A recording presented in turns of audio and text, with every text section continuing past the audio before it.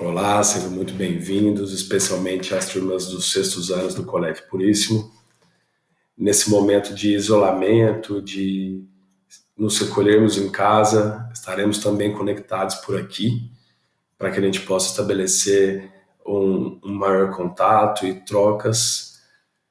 Além do HD virtual, onde eu disponibilizarei esquemas mais aprofundados, listas de exercícios sobre os capítulos que estivermos estudando, essa ferramenta, né, o YouTube e os vídeos, acredito que os ajudarão a compreender melhor os capítulos. Portanto, dúvidas, questionamentos, sugestões, podem colocar aqui nos comentários ou encaminhar através do e-mail que eu vou indicar ao final desse vídeo. Quero dizer também que estou com saudade do nosso contato diário, das nossas trocas e dos olhos curiosos de vocês. De antemão também peço desculpas pela qualidade do vídeo, que eu sei que não está muito boa, mas é o que eu consigo fazer agora com a câmera do meu computador, que não me ajudou muito. Mas vamos lá. Nesse vídeo, eu quero tratar com vocês um pouco sobre o capítulo 4. O capítulo 4, ele traz questões atuais sobre o urbano. Ele nos leva a pensar a cidade. Na verdade, pensamos a cidade constantemente, seja sobre questões de infraestrutura, como iluminação, pavimentação, saneamento básico. Também refletimos sobre as desigualdades sociais, as contradições do espaço urbano, sobre os serviços públicos, privados. Ou seja, ainda que vivêssemos no campo, nossos hábitos são urbanos, vivemos a cidade. E é isso que o capítulo traz. Questionamentos sobre o espaço urbano nos dias de hoje. Aqui no vídeo eu vou conseguir fazer um panorama sobre o capítulo 4. No esquema que eu disponibilizei para vocês lá no HD virtual, vocês conseguem aprofundar um pouco mais e, claro, através do livro. Né? Leiam o livro de vocês e coloquem as suas dúvidas, tá certo? Bom, a primeira questão levantada aí no capítulo é com relação aos critérios para a classificação do que é urbano e do que é rural. Não existe um único critério para a definição do que é urbano e do que é rural.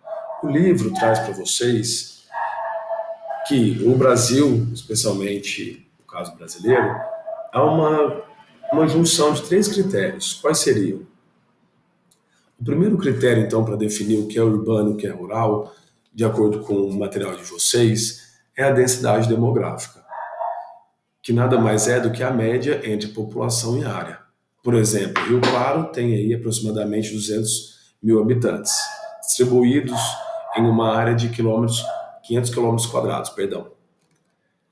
Dividindo população por área, temos aí 500 habitantes por quilômetro quadrado. Para que saibam, a densidade demográfica do Brasil é de 24,5 pessoas a cada quilômetro quadrado. Isso é pouco. O Brasil não é um país povoado. Ele é muito populoso, porém é despovoado. Quer dizer, há um número pequeno de pessoas por área. Bom, mas esse é o primeiro critério, a densidade demográfica. Um outro critério que vai aparecer para vocês é a população total, a população absoluta de uma determinada área. Isso ajuda a definir se a área é urbana ou rural. A população absoluta, a densidade demográfica, e o terceiro critério é a atividade econômica predominante naquela área. E, além disso, as questões paisagísticas, o modo de vida das pessoas vai ajudar a definir o que é urbano e o que é rural. Bom, esse fenômeno da urbanização, ele se torna um fenômeno mundial, uma realidade mundial, apenas em 2007. Em 2007, o mundo passa a ser urbano. A maior parte da população do mundo passa então a viver nas cidades. Isso se dá a partir de 2007. No Brasil, esse fenômeno é mais antigo, o que não necessariamente é algo positivo. A partir de 1970, a maior parte da população brasileira já vivia em cidades. Isso se dá, a grosso modo, pelo excesso de população saindo do campo, indo morar nas cidades, ou seja, o êxodo rural. Esse êxodo rural aconteceu porque os pequenos agricultores, pequenos e médios agricultores, não receberam os mesmos investimentos que os grandes produtores. Eles não conseguiam competir. Pelo contrário, eles foram expostos a uma competição desleal. E isso forçou a população a deixar o campo e morar nas cidades. É importante que fique claro que não é um processo natural esse êxodo rural. Ele é motivado por questões políticas e econômicas. Um pouco já anterior à década de 70, o êxodo rural acontecia, mas é só em 1970 que o Brasil, só não, é já em 1970 que a população brasileira se torna essencialmente urbana. Essa urbanização rápida, essa transferência de população do campo para a cidade de maneira rápida, trouxe consigo vários problemas, alguns dos quais eu já mencionei anteriormente, mas que voltaremos a falar. Só para estabelecer aqui uma comparação, nos países centrais, os países desenvolvidos, esse fenômeno se dá de maneira lenta e gradativa. É só a gente pensar que a Revolução Industrial Europeia acontece a partir de 1750 e daí então foi se espalhando pelo mundo.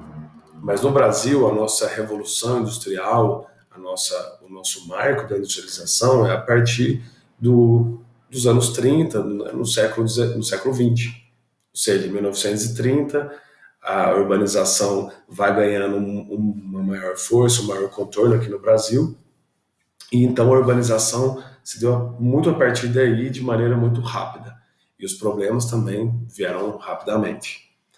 Aqui eu coloquei uma imagem de satélite da NASA, é uma montagem, porque você sabe, não há como o planeta Terra estar à noite ao mesmo tempo, né?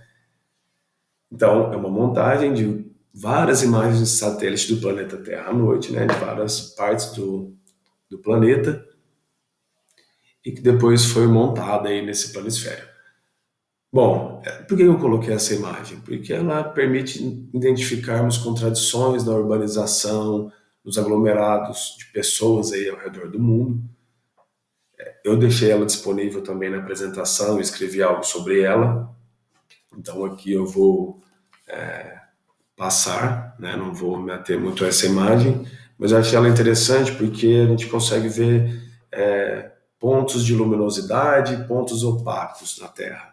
E isso leva a gente a pensar em várias questões, especialmente no que tocam à desigualdade do mundo. Bom, vamos lá. Essa questão também eu não vou me ater muito aqui, porque eu sei que já é bastante conhecida de vocês.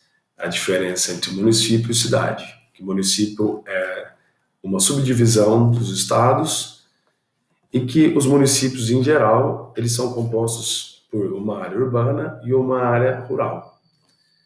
Aqui nesse mapa, a gente tem Rio Claro, a área azul delimita o município, a parte em cinza, área urbana, o que está em vermelho é a expansão urbana da cidade, o verdinho aqui é a floresta estadual.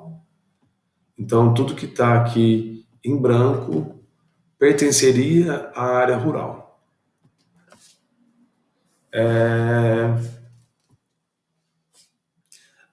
Aqui eu disponibilizo para vocês esse link que ele permite que a gente acompanhe a evolução da expansão urbana de algumas cidades ao redor do mundo.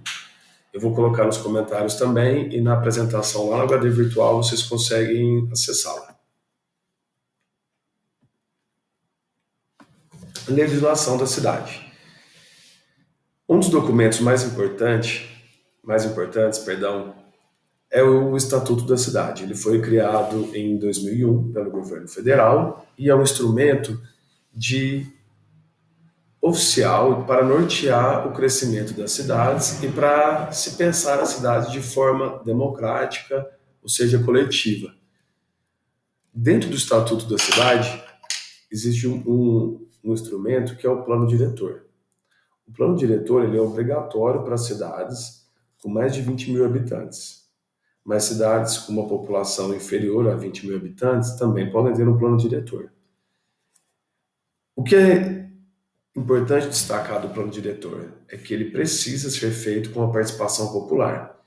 Então, a Câmara dos Vereadores, prefeito e população se reúnem, além de, claro, pesquisadores da área, geógrafos, arquitetos, engenheiros, sociólogos, participam do plano diretor, que é revisto a cada 10 anos. E o plano diretor, como o próprio nome diz, ele vai dar as diretrizes para o crescimento, para o zoneamento urbano, onde vai ser instalada uma fábrica, onde pode acontecer mineração e onde não pode. Junto do plano diretor desse debate, muitas pesquisas vão sendo desenvolvidas, levantamentos que já estavam sendo construídos vêm à tona, né, na revisão do plano diretor, para que a cidade seja de fato das pessoas e para as pessoas. Adiantando aqui um pouquinho mais, a gente tem os problemas urbanos. Esses problemas, eu apontei aqui alguns que aparecem no livro. Começando aqui de baixo para cima, a gente tem saneamento básico de lixo. Infelizmente, boa parte da população brasileira ainda não conta com esse serviço básico. Transporte e trânsito. O Brasil e outras cidades aí do mundo optaram por um modelo rodoviário. Carros, ônibus, caminhões. E a cidade, por uma escolha infeliz, passou a ser feita para os carros e não para as pessoas. A cidade deixou de ser caminhável. A cidade passa a ser dos automóveis. Isso é uma questão séria no nosso país, o trânsito, o transporte. Eu não vou ter muito tempo para desenvolver aqui essas ideias, mas sugiro vocês, aliás, recomendo que leiam o que está no livro de vocês e que pensem um pouco sobre o transporte coletivo, sobre a importância dele, a importância das bikes nas cidades e que a cidade seja pensada para caminharmos e vivê-la de fato. Um outro problema, a segregação socioespacial. Essa imagem aqui que eu vou ampliar, ela dá conta muito disso, dessa segregação socioespacial. De um lado, a gente tem isso em São Paulo, de um lado, Paraisópolis, e do outro lado, o Rico Morumbi.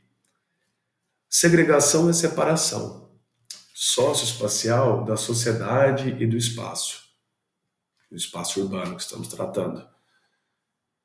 A segregação socioespacial é uma das mais violentas faces da desigualdade social. As pessoas estão lado a lado, entretanto segregadas da cidade.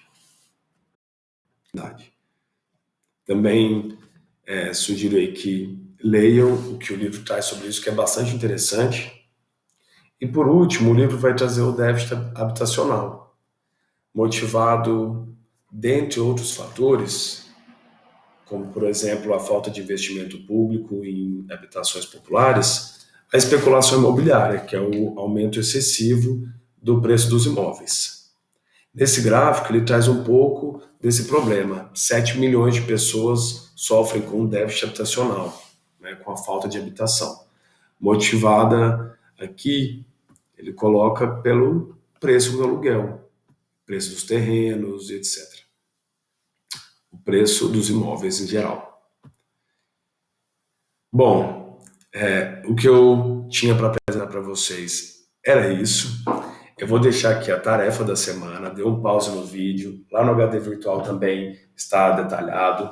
Façam a tarefa, escrevam suas dúvidas, amo vocês, estudem, fiquem em casa e a gente se vê logo, tá bom? Tchau!